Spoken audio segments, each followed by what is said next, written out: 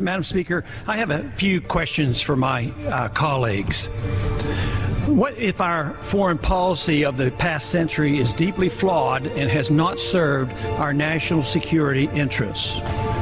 What if we wake up one day and realize that the terrorist threat is a predictable consequence of our meddling in the affairs of others and has nothing to do with us being free and prosperous?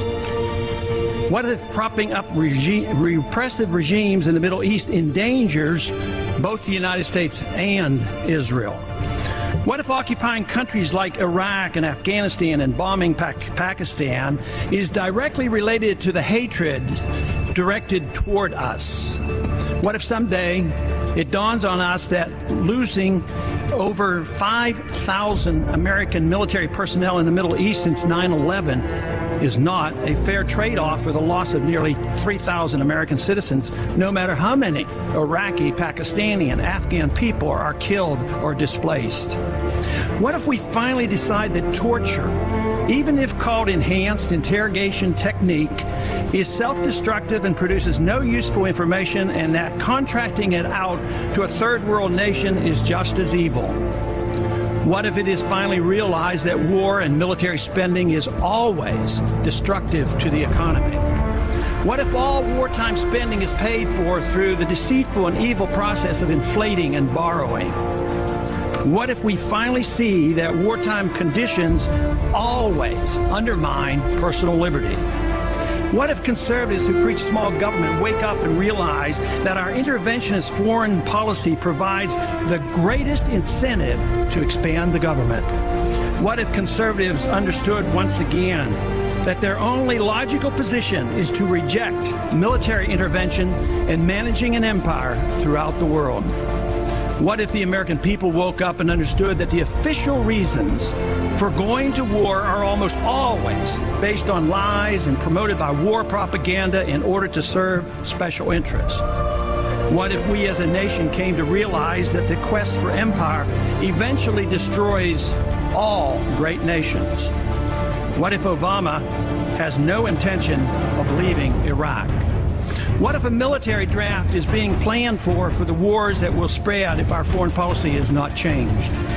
What if the American people learn the truth, that our foreign policy has nothing to do with national security, that it never changes from one administration to the next?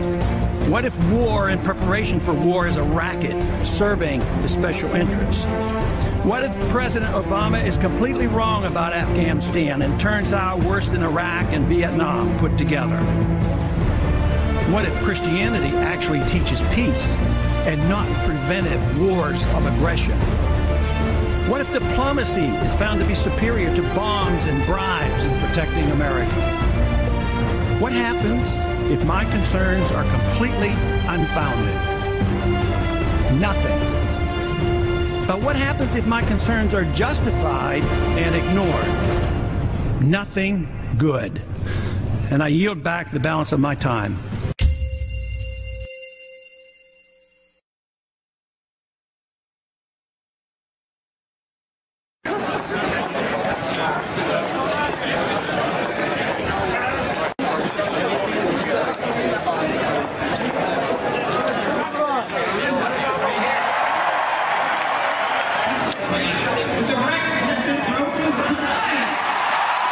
The nation, there are 40,000 new laws passed. I'd like to be the first president to repeal 40,000 laws.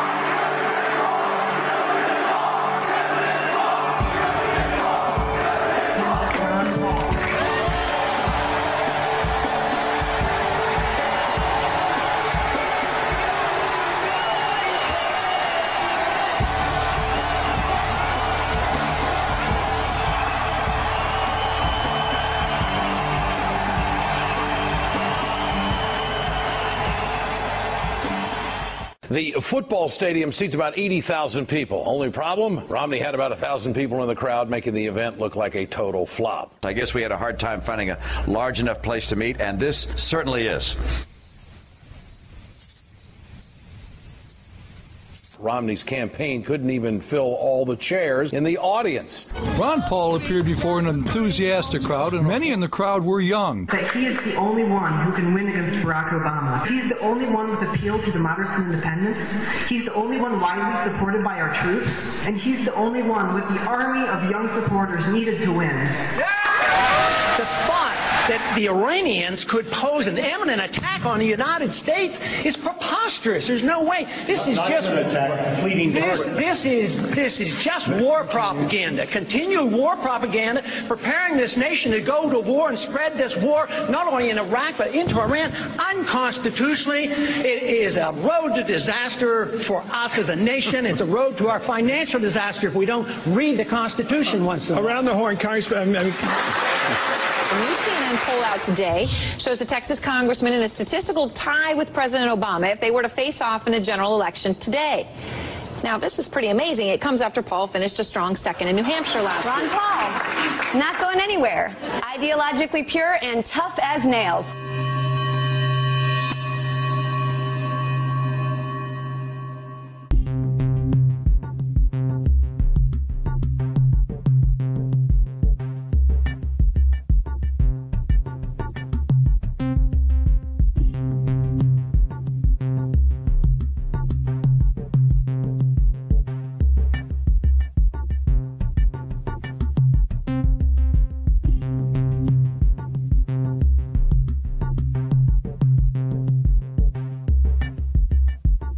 You know, some Republicans out there have been saying that Ron Paul would be very dangerous for this country because he wants to bring troops like you back from your post from all over the world. Well, I think it would be even more dangerous to start nitpicking wars with other countries. Someone like Iran, Israel is more than capable. All right, we just lost our tech connection, unfortunately, with Dana. Dana, stand by if you can hear me. We're going to get back. You want to go to Kenny Crowley over at Mitt Romney headquarters. People are beginning to fill up that room over there, Kenny. I mean, if you look, somebody told me, from this last debate, I thought I did rather well. And they went down the number of times they mentioned the other three candidates in the review of the debate. And it was, like 80, 90 times, depending on which it was. I was mentioned one time in all the discussion of the debate after it was over. Right. Now, you might argue I didn't win, or some people argue that I did. You had the juice. But it deserved more than one mention on all the stations. Somebody went and added these all up. Thank you, so what's going on here? You're in this media business. I'd like to know exactly how that comes about. I had a printout of how many hours. So now with Pelini dropping out, Rick Perry dropping in, and Michelle Bachmann and Ron Paul dominating the Ames straw poll, we got ourselves a race. We have a top tier. It is Mitt Romney, Rick Perry, and Michelle Bachmann. We have a new top tier, and it's Perry, Mitt Romney, and Bachmann. There's now a top tier in this race, at least for now, of Romney, Perry, and Bachmann. I mean, I think that's fair to say. Really fair to say? You're not forgetting, I don't know, anyone, say an ideologically consistent 12-term congressman who came within less than 200 votes of winning the straw poll? Isn't anyone going to give that gentleman a little love? There's a top tier now of Bachmann and Perry and Romney, and, we haven't mentioned, and we should. Thank you. We haven't mentioned, and we should, Rick Santorum, who did really surprisingly well for the amount of money and resources he had. And by the way, this pretending Ron Paul doesn't exist for some reason has been going on for weeks. A new Gallup survey showing Rick Perry running second to Mitt Romney, knocking down Iowa favorite Michelle Bachmann to fourth. Behind who? Fourth behind who? How did Libertarian Ron Paul become the 13th floor in a hotel? Why? What's wrong with... He is Tea Party patient zero. All that small government grassroots business, he planted that grass. These other folks, they're just moral majorities in a tri-cornered hat. Ron Paul's the real deal, and Fox News should love this guy. And even when the media does remember remember Ron Paul. It's only to reassure themselves how there's no need to remember Ron Paul. Right now, live, right next to the bus behind us, Ron Paul is speaking. And 7 of the candidates are here today. We have live pictures of Ron Paul, but you know what? We're talking about Sarah Palin. We're talking about Rick Perry, the two people not in the race yet, Drew. And guess what, Paul? If you get video of Sarah Palin or get a soundbite from her, bring that back to us. You can hold the Ron Paul stuff.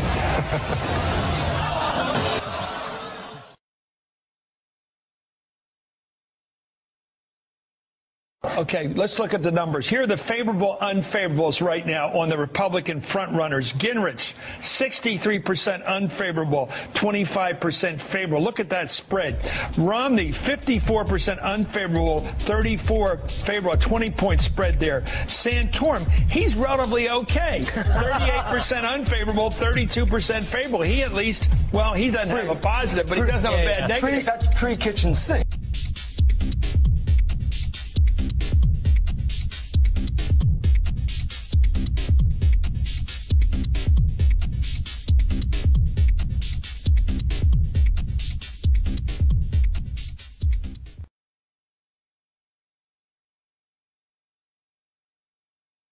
Move on. Let's take another question. Congressman, I'll bring you in on this one. Let's take a question now from social media. Question. Before we move on, you want in on this issue? They want you in on this issue. Would you like in on this issue?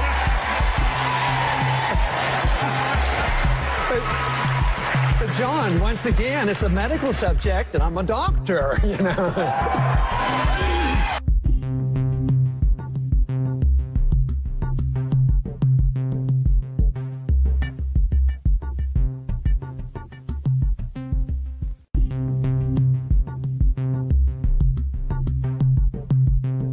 I mean, you've been answering a lot of questions lately about the newsletters that were published under your name, and some of the things contained in them were conspiracy theories. Some of them are considered racist, and you've disavowed them completely. But they were called the Ron Paul Report. And did you read them at all when they were published during those years? Did you ever sort of take a look at it and say, you know what, this isn't what I stand for? Not all the time. But you did read them? Not all the time. Well, on occasion, yes. And did you ever object when you read them? Well, you know, we talked about this twice yesterday at CNN. Why don't you go back and look at what I said yesterday on CNN and what I've said for 20-some years. It's 22 years ago. I didn't write them. I disavow them. That's it. I never read that stuff. I've never read it. I was probably aware of it 10 years after it was written. And it's been going on 20 years that people have pestered me about this, and CNN does it every single time. So well, when are you going to wear yourself out? When you say it's no, but when are you going to do that? Is it legitimate? I mean, is it a legitimate question to ask that something went out and when you get your name? And when you get the answer, it's legitimate that you sort of take the answers I get. You know what? The answer is, I didn't write them. I didn't read them at the time, and I disavow them. That is the answer. Well, it's just a question. I mean, it's legitimate. It's legitimate. These things are pretty incendiary. You know, because of people like you. No. Come on. Some of the stuff was very incendiary, and saying that in 1993 the Israelis were responsible for the bombing of the World Trade Center, that kind of stuff. So. Goodbye. All right. Thank you, Congressman. I appreciate your answer. Appreciate your answering the questions, and you understand it's our job to answer. Thank you.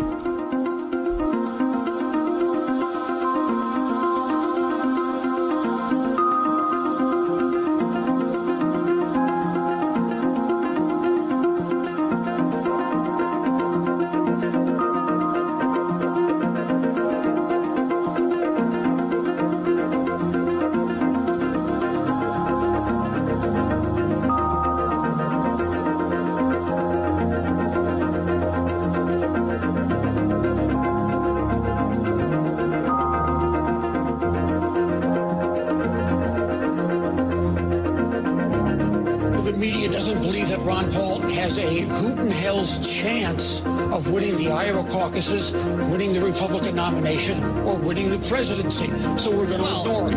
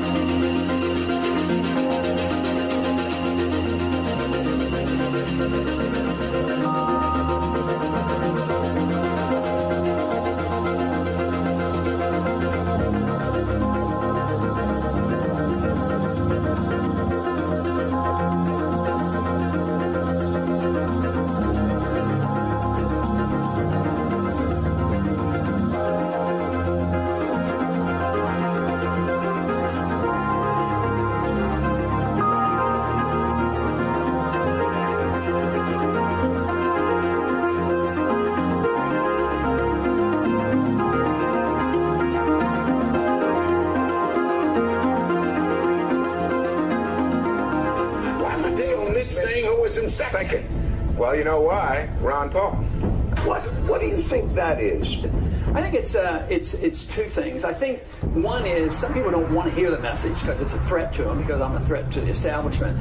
Some, though, just flat out, they don't understand what freedom is all about. Is Ron Paul being ignored by the media? 97% of you said yes, he is. 3% said no. Ron Paul makes a lot of sense, and more people ought to listen to him. But is there a media bias against him? Just from the media's point of view, isn't he good for the media? It's because he is such an extraordinary candidate that the mainstream media doesn't pay attention. There is one candidate who has been largely ignored by the mainstream media. Shame on us. He deserves more attention from us than he's getting. Congressman, your libertarian views are certainly somewhat unconventional, but they have picked up growing support in this race. I'm fascinated with your word unconventional. Isn't it strange that we can apply that term to freedom and liberty and the Constitution and limited government as a balanced budget? You're proposing this unconventional idea of government. It's time we quit this. It's time. It's trillions of dollars we're spending on these wars.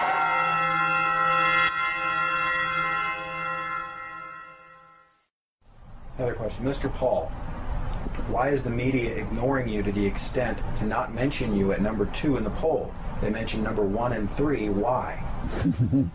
Good question. I don't know if I have the answer, because we have to ask those who do those kind of things.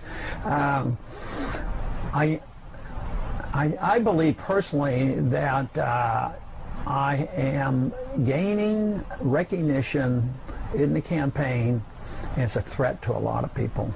It's a threat to the military-industrial complex. It's a threat to the bankers, the big corporations who get all the benefit. It's a threat to the people who preach that we have to be in the world and be in all these countries. So I think it's big banks, big money, big corporations, and the people who want to be the warmongers. If our views, keep growing in popularity as they are, it's a real threat to the establishment. So the establishment is well protected in many of those individuals that control the 5 major networks. Well, it seems the mass media has officially given up on one Republican presidential candidate, Ron Paul, who has consistently attracted a very passionate and dedicated following. Reportedly has had only one embedded reporter throughout the entire campaign. And now he apparently has none, because MSNBC pulled the sole embed off the bus. And this proves that for mainstream reporters, Ron Paul just isn't worth their time. Now, when you see video of Paul, he usually is swarmed with a very energized fan base, yet he hasn't won a single caucus yet. And this has the candidate raising suspicion. Because sometimes we get thousands of people like this, and we'll take them to the polling booth, and we won't win the caucus. So, a lot of our supporters are very suspicious about it. But the straw votes have been very confusing. I mean, you've probably read in the paper about what happened up in Maine. I mean, there's just a lot of confusion. They said, well, let's have a recount. They said, well, we can't have a recount. They just write these numbers down on pieces of paper, and we throw them away afterwards. So it's that kind of stuff that makes you suspicious.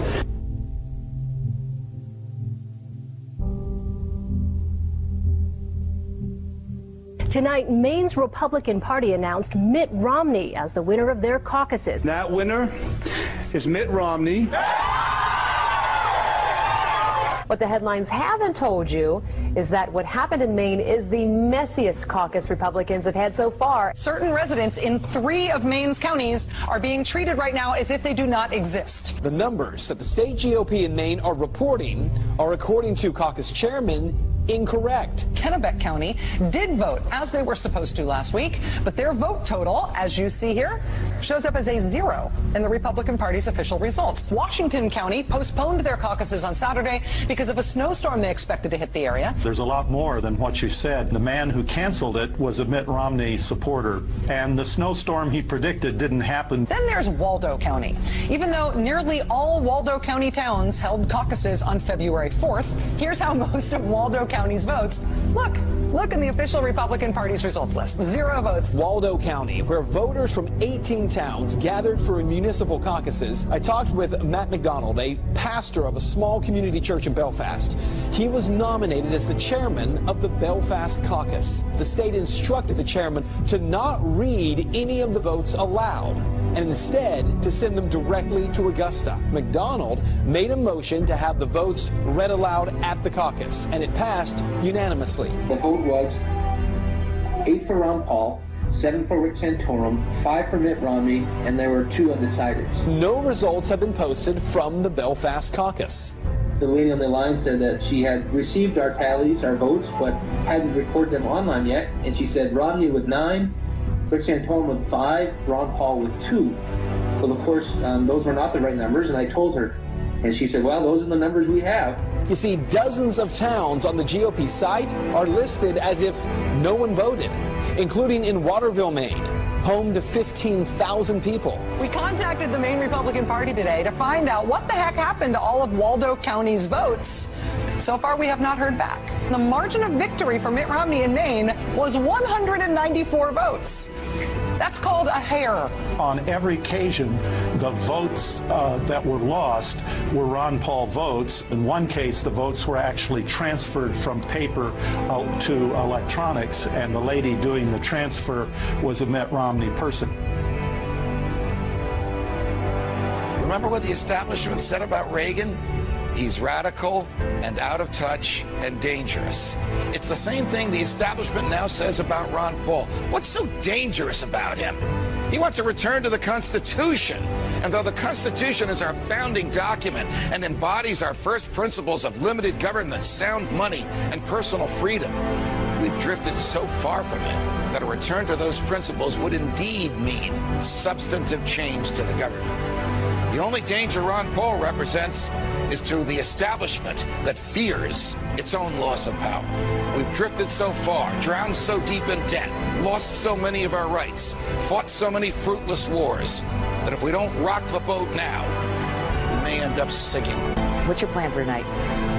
Tell the truth. I've been in politics for 35 years. My cause has been the cause of liberty.